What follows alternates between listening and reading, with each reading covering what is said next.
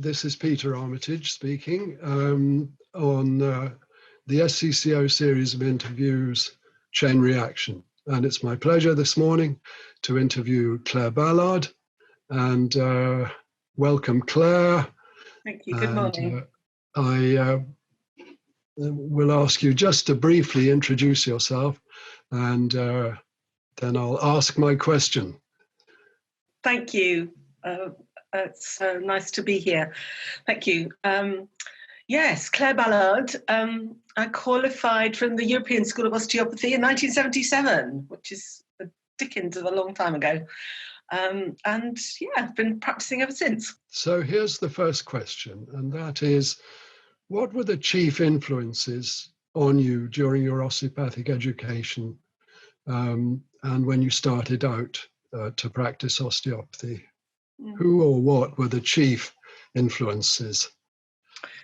Thank you. It's such a thought-provoking question. And when I started to think of it, I sort of thought of, in some ways, almost like a series of gratitudes or something like that. It feels, and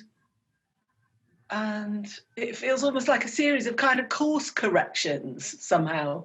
I had that image of somehow, you know, a series of sort of almost fumbling along in the dark and feeling lost, and then suddenly something coming. Yes, and yes. Oh, that's it. And then so that kind of impulse taking one on, and oh yeah, that's it. So it feels to me that it's, I mean, funny, chain reaction, it's been kind, for me, I think, more like that. And I think there clearly were kind of moments. I mean, there were moments for me kind of all along, really, when I think about it, because I started off at the European School of Osteopathy and Naturopathy in Fraser House, and it sort of really didn't work for me. And so, in a way, that first impulse was actually going down to Maidstone, and I, you know, as part of the European School of Osteopathy setting up, and that incredible sense of, I don't know, the pioneering spirit, and Tom Dummer, you know, at that point, kind of taking the baton and kind of running with it. And it was, you know, I could say on some level it was fairly kind of shambolic in a way, on a, you know, or it was kind of cobbled, he cobbled something together very fast. So, you know, there were bits sort of that weren't there, and it was all slightly like that, a kind of wobbly thing. Just to interrupt there, because that's interesting. Did you feel as if you shared in the cobbling together, and that was part of your early development? I suppose I did. I felt by virtue of enthusiasm, really. Yes. I mean, I could see that it was all a bit sort of dot and carry one, you know, it was all, but somehow it felt there was tremendous spirit. And I think that has really, yeah, I think that kind of really influenced me. It felt like a sort of that pioneering spirit of inspiration, that there was something really, there was a treasure here. And I suppose at that point, you know, in a sense, I can't exactly say that I sort of knew what it was, but it was a sort of sense of something really precious, and something, you know, there's something really here to be investigated, and a kind of sense of wonder of anatomy and physiology, and kind of, and that sort of sense of wonder, I think, at each step, actually. I think that's lovely, yes. Yeah. And I think I was thinking of those moments. I mean, for sure, you know, Tom Dummer and Robert Lever through college, and somehow that sort of big mind. I felt like Tom had a very big mind. He had a very big vision, and I'm sure that I didn't always. You know, I'm sure there was, you know, there was always sort of sense of lots more, but it felt like. So I sort of felt a bit like a child at the bottom of a mountain, but there was a sense of wonder for sure. I think that's a very good place to kind of pause a little and ask the subsidiary question then, which prompts our interviews to sort of roll along merrily. And that is, here you are at the foot of the mountain. And so how did your osteopathy go on from there? How did it evolve? And please, if I interrupted you about early influences, carry on in that vein. But No, it would be good to now start climbing the mountain with you. Yeah, I think it's funny. I remember a kind of seminal moment. Again, it probably in that moment it wasn't such a big thing. It was like a little thing that was a big thing. Was I remember Alan Abacera had been to the States, and because at that point, there was I didn't even know what cranial osteopathy was. I had not a clue. It just wasn't on the horizon. We'd done something with Dennis Brooks, I think, but it was a bit incomprehensible and rather mechanical, and just didn't feel like there was, there wasn't the kind of spark there. It was a sort of vague interest, like, what is this thing?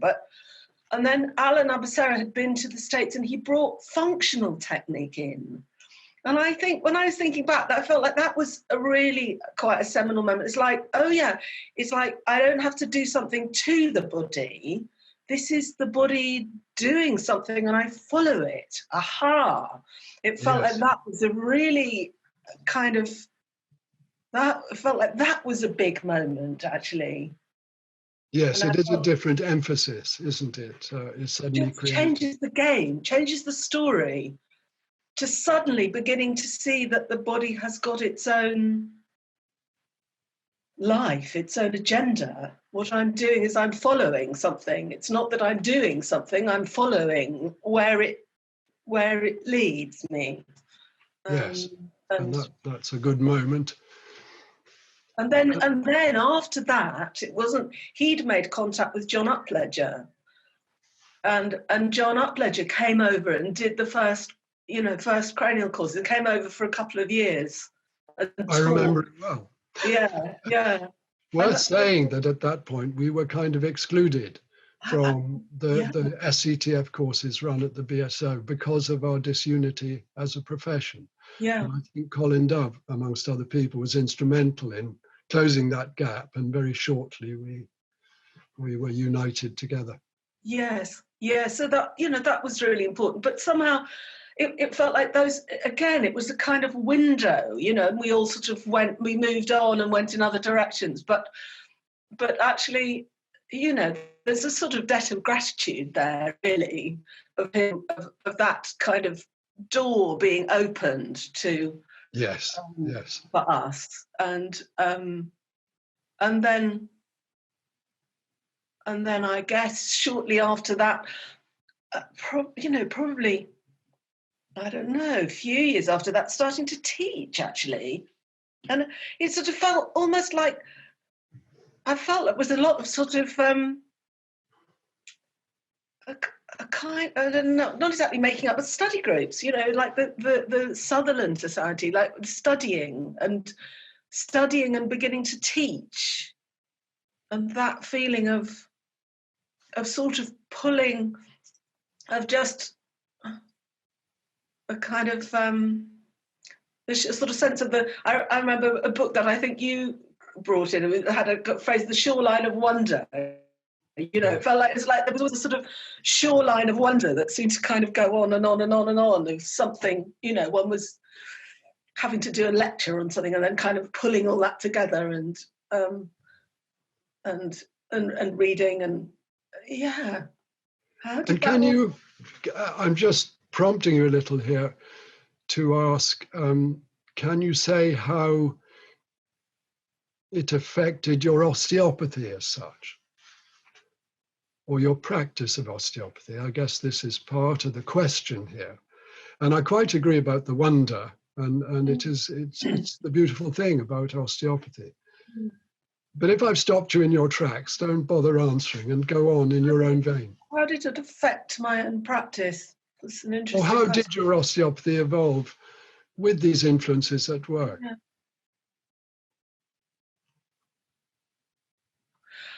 I suppose it's sort of just been a kind of gradual deepening, and it feels to me that that sense of trust in, but like both perception but also trust in the mechanism, has been such a sort of incremental ongoing process. And I guess understanding embryology was important for me, and I think that probably I think for me there was a whole track about movement, which I've always been fascinated by. There was a very sort of seminal thing where I did some movement work. That was slightly outside the osteopathic thing. It was a woman who was looking at something called body-mind centering, Bonnie Bainbridge-Cohen, and somebody teaching her work, which is looking, amongst other things, at the development of movement in children. And that was a real aha. It's like, okay, so this movement comes through as we learn to move. There's movement that comes and we move in life, but that sense of developmental movement, and then tracking it back even further to the embryology. So I suppose Jim Jealous comes in there, really. Yes. And understanding embryology and those sort of developmental patterns and how that informs life. So I suppose it feels, I think it's taken me a long time to really trust it. And I feel like over the years, it's like one sense of trust in just perceiving what's there and cooperating with it. That's a wonderful way of summing up development that so often is, organic and proceeds over a long period of time. But Claire, believe it or not, 10 minutes is up. And so I thought I might invite you. Is there anything else you'd like to sort of just conclude with, a quick concluding word?